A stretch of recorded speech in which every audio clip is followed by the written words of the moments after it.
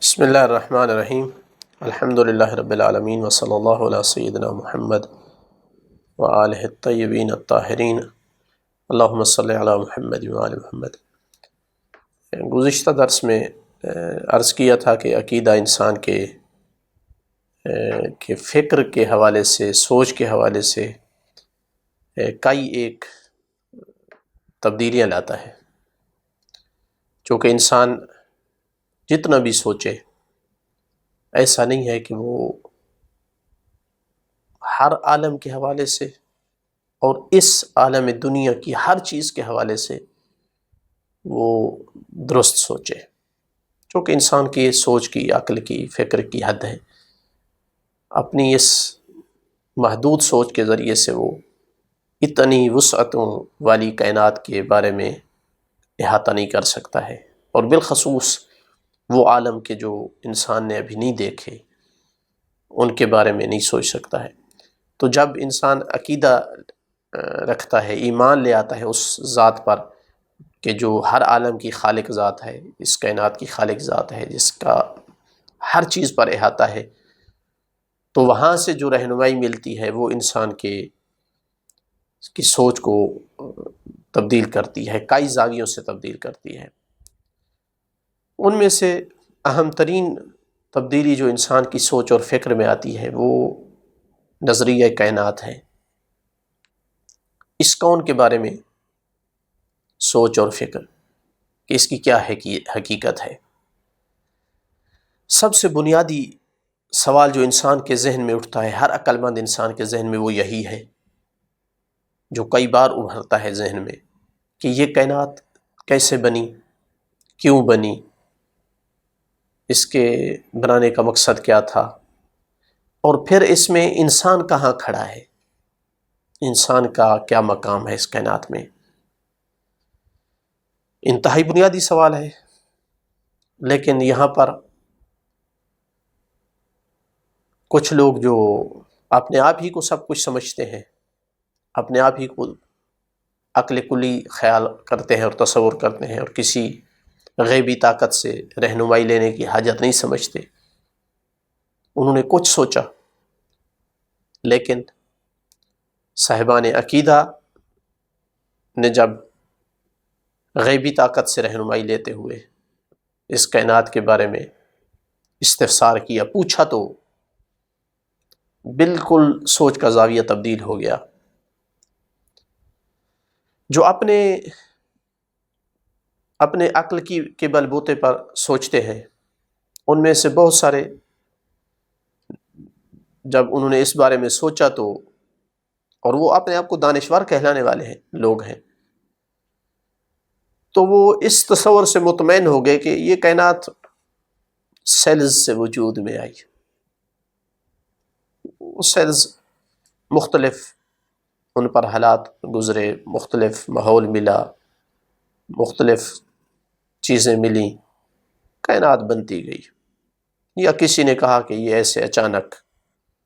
اتفاق سے وجود میں آ گئی۔ اور جہاں اس کائنات میں طرح طرح کی اور مخلوقات ہیں، پتھر ہیں، پہاڑ ہیں، پانی ہیں، درخت ہیں، حیوانات، پرندے ہیں، وہاں پر انسانی وجود بھی انہی مخلوقات میں سے ایک مخلوق ہے جو اتفاقی طور پر وجود میں آیا، اس کے علاوہ اور کچھ نہیں ہے۔ لہٰذا انسان کی زندگی کی حقیقت ان کی سوچ کے مطابق، انسان کی زندگی کی حقیقت اس سے زیادہ نہیں ہے کہ وہ دوسرے موجودات کی طرح کچھ عرصہ یہاں زندہ رہتا ہے، کھاتا پیتا ہے، دنیا میں موجود دوسری نعمتوں سے لطف اندوز ہوتا ہے، اور پھر ختم ہو جاتا ہے، بس۔ اس نظریے کے نتیجے میں کوئی انسان اتنا ہی سعادت مند ہے جتنا ایک وہ اپنی خواہشات کو زیادہ پورا کر لیتا ہے، جتنا ہی وہ زیادہ مزے لے لیتا ہے، جی ہاں، تو وہ انسان اتنا سعادت مند ہے، اور جو محروم رہا ہے تو وہ محروم ہے۔ جبکہ وہ کلام جو خالق کائنات کی طرف سے آئی قرآن مجید کی شکل میں، اس نے اس سوچ کو یکسر تبدیل کر کے رکھ دیا۔ تو اب جو اپنی سوچ سے اس کائنات کو سمجھ رہے تھے وہ اس طرح کہتے تھے کہ ان ہی الا موتتنا الاولی وما نحن بمنشرین، سورہ دخان میں کہتے تھے کہ یہ صرف ہماری پہلی موت ہے اور پھر ہم اٹھائے نہیں جائیں گے، ختم۔ دوسرے حیوانوں کی طرح وہ جیسے زندہ رہتے ہیں، کھاتے پیتے ہیں، انسان اسی طرح۔ لیکن اسلامی عقیدے نے کیا اثر چھوڑا، نظریہ کائنات کیا دیا انسان کو، اس کی سوچ کو کس حد تک تبدیل کیا؟ اس حد تک تبدیل کیا کہ کہا کہ یہ کائنات اتفاق سے وجود میں نہیں آئی، خود بخود سیلز سے یہ کائنات وجود میں نہیں آئی کہ وہ خالق ہوں اس کائنات کے، بلکہ ایک خاص پلاننگ کے تحت اس کو ڈیزائن کیا گیا ہے، جس کا ڈیزائن کرنے والا بے پناہ قدرت، غیر محدود علم کا مالک ہے، کسی مشیر اور وزیر کا محتاج نہیں تھا، کسی سمپل یا کسی میٹیریل کی اس کو ضرورت نہیں تھی، اور چونکہ اس کا ہر کام عین حکمت ہوتا ہے تو اس وجہ سے اس کائنات کا ذرہ ذرہ، چھوٹی سے چھوٹی مخلوق کسی مقصد کے بغیر نہیں بنائی گئی ہے۔ اور پھر یہ کائنات اپنے تمام موجودات سمیت، جس میں سمندر لے لیں، پہاڑ لے لیں، چرند پرند لے لیں، سورج چاند ستارے لے لیں،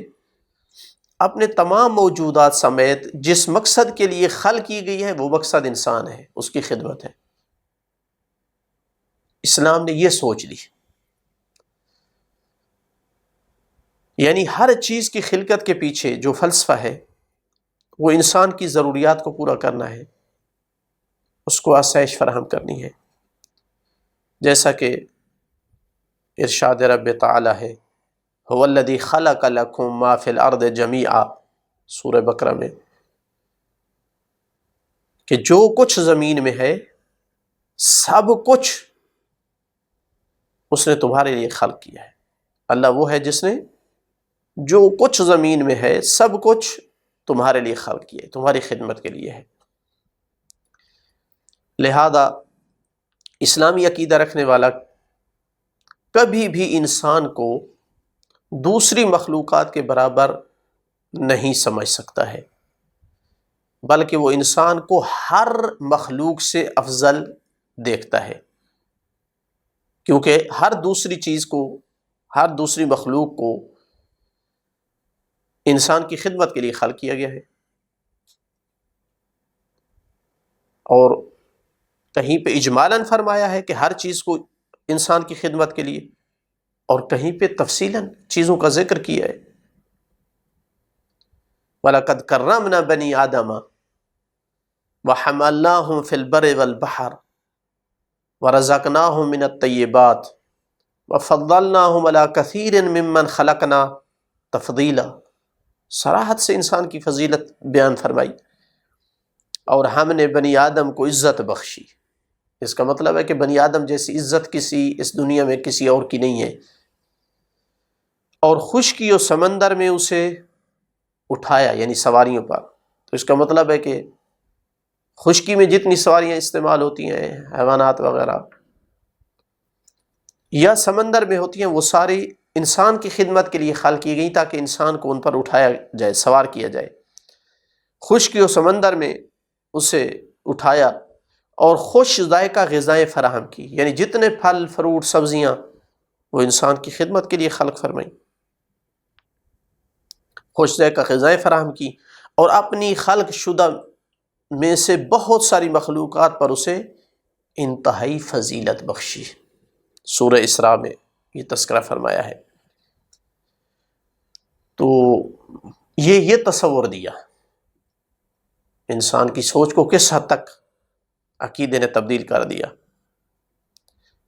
اس سوچ کے مطابق جو کہ عقیدے نے، جو اسلامی عقائد نے انسان کو دی ہے، قرآن کی شکل میں، معصوم کی حدیث کی شکل میں، اس سوچ کے مطابق جہاں تک خود انسان کی اس کائنات میں حیثیت کا تعلق ہے تو اس کی حیثیت یہ ہے کہ وہ اس زمین پر اللہ تعالیٰ کا نائب اور خلیفہ ہے، جیسا کہ قرآن مجید میں ارشاد ہے وَيَجْعَلُكُمْ خُلَفَاءَ الْأَرْضِ أَإِلَٰهٌ مَّعَ اللَّهِ قَلِيلٌ مَّا تَذَكَّرُونَ، سورہ نمل میں، اور تمہیں زمین میں خلیفہ قرار دیتا ہے، کیا اللہ کے علاوہ اللہ کے ساتھ کوئی اور معبود ہے؟ تم بہت کم یاد کرتے ہو۔ تو انسان کی حیثیت کیا ہے؟ اس کائنات کا جو خالق ہے، رب ہے، انسان اس روئے زمین پر اس کا خلیفہ ہے۔ لہذا صاحب عقیدہ اس بات پر اعتقاد رکھتا ہے کہ انسان کی زندگی کا ہدف، یعنی دوسری چیزوں کی خلقت کا ہدف انسان ہے، لیکن انسان کی زندگی کا ہدف اپنے خالق کے بنائے ہوئے قوانین کی پاسداری کرتے ہوئے اس دنیا میں الہی نظام کا نفاذ ہے، تاکہ اللہ کے بنائے ہوئے قوانین کے مطابق زندگی بسر کرتے ہوئے اپنے رب کی رضا اور قرب کو حاصل کر سکے، اور جب اس دار دنیا سے دار آخرت کی طرف منتقل ہو کر اپنے خالق اور اپنے محسن کے حضور حاضر ہو تو وہاں سرخرو ہو سکے۔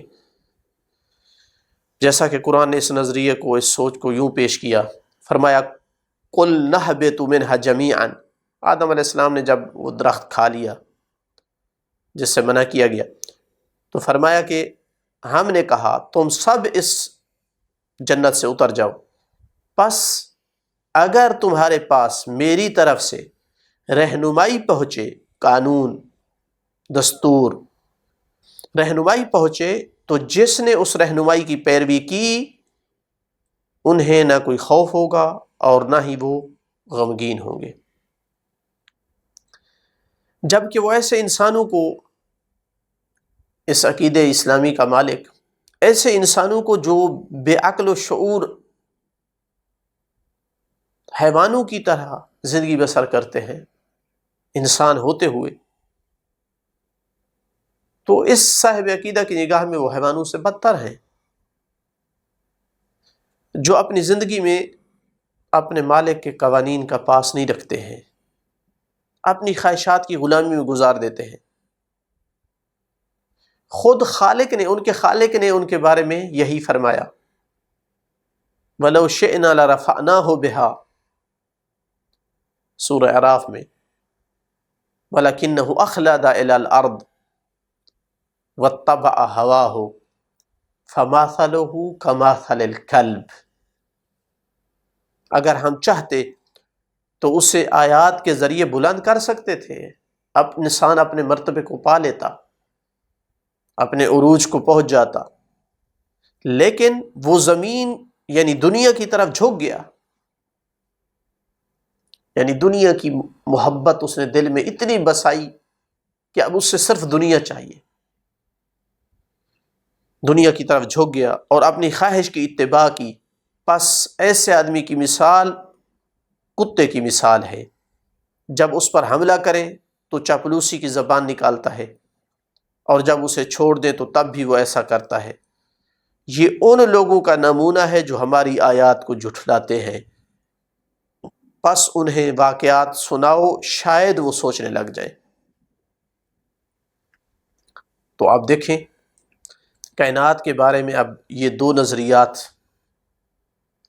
ان میں کتنا بڑا فرق ہے، کتنا ایک سوچ کو تبدیل کیا اسلامی عقیدے نے۔ ایک کے مطابق انسان اور دوسری مخلوقات میں کوئی فرق نہیں ہے، دونوں کی خلقت کا کوئی خاص ہدف نہیں ہے، کھانا پینا ہے، دنیا کی نعمتوں سے لطف اندوز ہونا ہے، مر جانا ہے، ختم ہو جانا ہے، اور انسان دوسرے حیوانوں کی طرح ہے، صرف دنیا ہی کی زندگی گزارنی ہے اور ختم۔ جبکہ دوسرے نظریے کے مطابق، اسلامی نظریے کے مطابق، انسان ایک مکرم اور محترم مخلوق ہے، خالق اکبر کا اس زمین پر خلیفہ ہے، جس کی گردن پہ بہت بھاری بھاری ذمہ داریاں ہیں، جس نے ساری زندگی اپنے خالق کی اطاعت اور اس کا شکر ادا کرنے میں گزارنی ہے، اور جس کی خدمت کے لیے اس تمام کائنات کو بنایا اور سجایا گیا ہے، اور اس کی حقیقی زندگی کا آغاز مرنے کے بعد دوبارہ اٹھائے جانے سے ہونا ہے،